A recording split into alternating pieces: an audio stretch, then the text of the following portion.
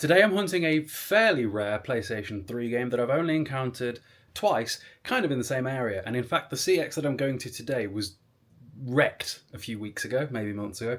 All the days sort of blend together. It is Little Newcastle. Little Newcastle CEX a few weeks ago. Apparently they ID'd a guy, and the guy really didn't appreciate the fact that he were getting ID'd, and he just trashed the place, started kicking everything over, smashing stuff off shelves, all that sort of thing. It's a good thing they don't keep games in cases, eh? Or anything that expensive on the shop floor as well, for a start. Add that to the list of reasons why not to keep things on the shop floor, because people that go to CX apparently can't be trusted. But the game that I'm going after, I once did see on the shop floor in Stoke, and at the time it was about 70 quid. I think it's actually come down a little bit in price now. I think if it's there today and not a reprinted cover and all is well, I think I'll be paying about 65 quid, something like that, for a PlayStation 3 game, which is, sometimes when I buy a £60 game, I'm like, that seems expensive. Right, make this make sense. I seem to sooner pay over £100 for a game than I would £60 for a game, because in my head, £60 for a game is the price of a brand new game. Like, I don't know. There's something about an appreciation that I can get for like a PS2 game that's gotten expensive because it's rare or whatever, and ended up expensive. But something that hasn't quite reached those heights yet, and is just sitting around the 60 mark, where it's about the same price as something that is brand new, it sits different in my head. I don't know. Anyway, I did once see it on the shop floor in the worst CEX, which is only up the road from Little Newcastle, and guess where that might have been? Stoke, because of course it was bloody Stoke. There was a £70 PS3 game on the shop floor, obviously no game, but at the point that a PS3 game has made its way to 70 quid, the case is now worth some money too, just sitting on the shop floor in Stoke. And when I pointed that out, there is one member of staff that I can think of that I know at Stoke that is great. He's brilliant. The rest of them, yeah. And when I pointed it out to him, he was like, "Oh yeah, that shouldn't have been there." I was like, "Yeah, probably not." So let's go get in the car and head down to Little Newcastle, see if it's been rearranged at all since it got trashed. See if they've got anything else worth me buying. Generally, I'm making space for PS2 right now. The PS2 section in Little Newcastle is a bit abysmal, so I can't imagine there's going to be anything of value there. But let's go get in the car and head off, shall we, once I've had another drink and a snack. So we've messed up a little bit. I'm taking Neve's car because Neve has... Basically, today's going to be a busy day. Neve is going on holiday at 3 o'clock in the morning tonight with her girlmates to Brussels, so I'm just not going to sleep until they've left because they're all staying over, and that's going to occupy all the beds in the house. So I wouldn't be asleep at 3 in the morning anyway, so it doesn't really make a difference. However, Neve's off getting her nails done and is in my car, so I'm taking her car to Newcastle now. It's a right faff the way that our drive is set up. When I first bought a house, there were a lot of things we didn't consider.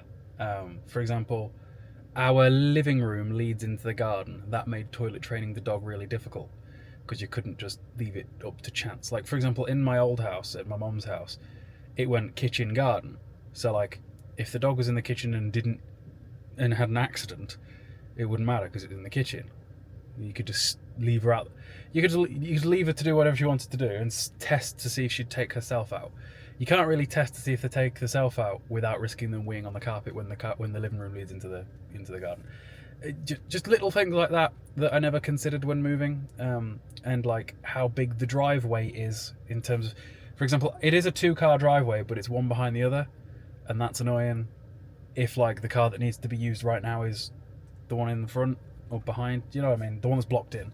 Anyway, rambling, and this car's got a warning light on it again, and right, anyway, wish me luck. Some people ask, why do I park so far away from everywhere I go? And it's because that's how you get your steps in. I'm an incredibly sedentary person besides going to the gym, because my job involves sitting at home. So when I do get the opportunity to go out, park far away, get some steps. Trust me, a lot of people out there trying to lose weight, but parking right at the front of as the Tesco's, wherever they do the food shop, park closer, further, you'd do better. Alrighty then, welcome to the CEX that recently got absolutely trashed. Now, anyone that's familiar with Stafford CEX being my local has seen Game & Watch, the £200 Game Boy-esque thing, in the retro section of Stafford CEX now a million times. They've got loads of that as well here. Between Stafford and this one, you could collect a good handful of that sort of thing. But also they've got loads of collector's editions. They got that Japanese game that I just saw, Bioshock, Gears of War 3. That Gears of War 3 one, I think they might have had a couple of because there was a few behind it. The hardened edition of Modern Warfare 3. I already have a few of these, to be fair. I've got the Gears ones. I think I've got a Gears collection, a Gears of War collector's edition for each of the Gears of War games besides Gears 5. I think I've even got like 2 different collector's versions of Gears 3 because I've got a standalone steelbook as well as the thing I was showing you just then.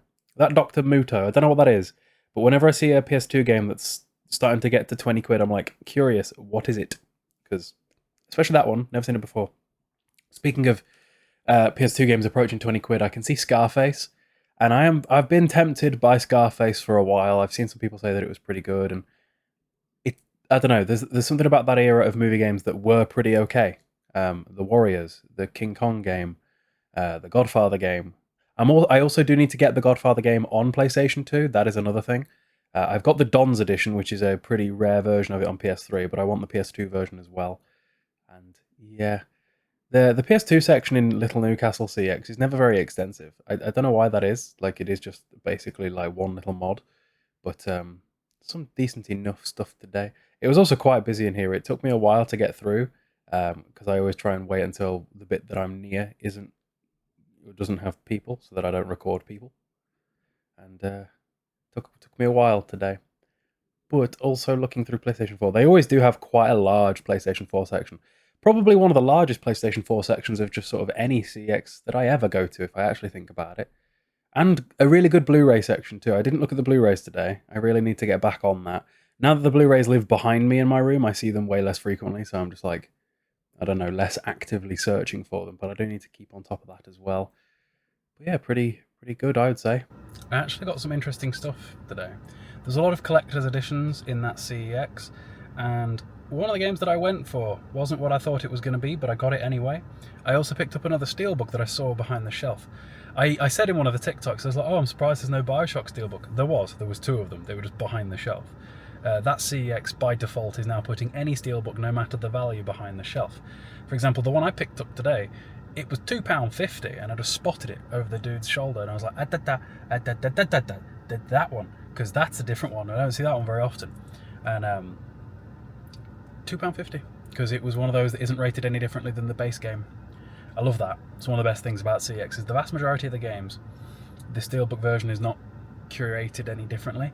Like the only ones I can think of that are, there's the Resident Evil 4 steelbook for the PlayStation 2, and a Jericho and Turok steelbook for 360/PS3. Those are rated differently.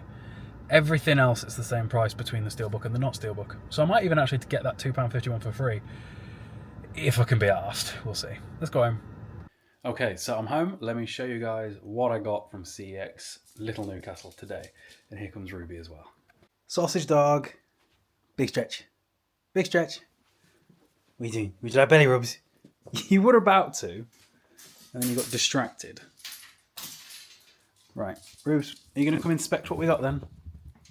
So, the primary aim of today was Painkiller Hellum Damnation, which is a pretty rare PS3 game. I didn't expect it to come in this collector's edition big box thing. In fact, it's thrown a spanner in the works when it comes to displaying it, because I thought it was just going to be the regular game. They're both 65 quid, they're not differentiated at all. But I suppose it's kind of a win, because at some point I guess it'll be worth more being the collector's edition, not that I ever sell things, so it doesn't really matter either way. Next up, Killzone Shadowfall, which is the steelbook that I got. I've never seen a steelbook for this one before, because I remember most PS4s back in the day came with Killzone Shadowfall. Mine did, but not a steelbook version. So Killzone Shadowfall is a very cheap game because it came with most PS4s, and because CEX don't differentiate in their prices between steelbooks and non-steelbooks, this is a pretty cool find. And then finally, Prince of Persia The Lost Crown, the only Prince of Persia... Well, at least you jumped over my games, Ruby, thank you. Hello. You investigating? The only Prince of Persia game that I didn't already own. Hello. You're being abandoned again, but not by me. Little saucy pops. Little sausage. Silly little sausage. It's the following day, I'm home alone, my hair's wet, and I just woke up pretty much. So it's very weird being completely in the house on my complete own. Like, no dog, no Neve. At no point really in my adult life did I experience living completely on my own. Because we both sort of just went from parents to house. So, Yeah, I didn't do uni either, so didn't get that bit either. Oh look, somebody just used a roundabout the wrong way because they always bloody do. Um. So yeah, what did we eat yesterday? We had wingers because there's a wingers in Stafford as of recent. We've had it twice. Both times they've not been able to count. What else happened? We put the fridge magnets up from Italy, from Milan. These are all of the different places that we've been together in the last 9 years this year. Bulgaria, Polperro in Cornwall, Mallorca, Gran Canaria, Rome, Lou in Cornwall, Ibiza, Florence. I don't know why we bothered. I don't know why Neve bothered wanting to get this one. It was from the Lake Como trip from when we were in Milan. I also would argue that that would look better there, but she sort of put the 3. I don't know. But yeah, also on another topic of helping people be consistent with stuff. You know how I said one very easy way to be extra fitnessy and get your steps in is prepare in advance by parking further away. Well, for people who struggle getting the protein in, make your shakes ahead of time and stick them in the fridge. I will always, at any given point, at least have 2 shakes in the fridge so that I can get a 50 gram of protein hit no matter what else is going on. So right now, I'll smash this. That'll be 50 grams of protein within a few minutes of waking up. And then usually of an evening, once I've eaten all my real meals for the day, I'll have a second one. So I aim for about 220 grams of protein per day. Should really be aiming for about a gram-ish per pound body weight. Yeah.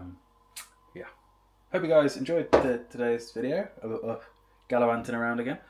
I'm thinking that while I've got a completely free house today, I'm probably going to do another gallivanting around the house video. Around the place video. So I don't know. Stay tuned. See you in a bit.